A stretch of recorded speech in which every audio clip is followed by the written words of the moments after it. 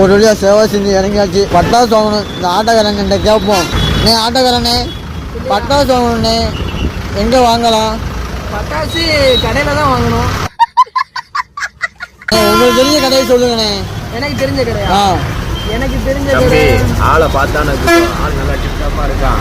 இப்போ நான் ஒரே நமக்கு அமைக்கிறது நம்ம தெரிஞ்ச கடையில் கொண்டு போய் விட்டு செலவுக்காக ஓடிடும். சரி ரைட்டு.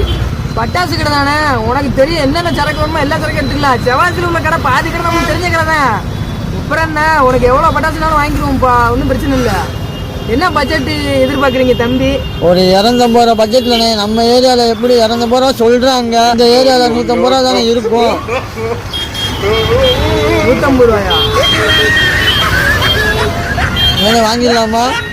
வாங்கிடலாம் தம்பி. கொசுறு வெடிலாம் கொடுப்பாங்களா? கொசுறு வெடி? வெடி இல்லடா, உனக்கு அடிதான்டா.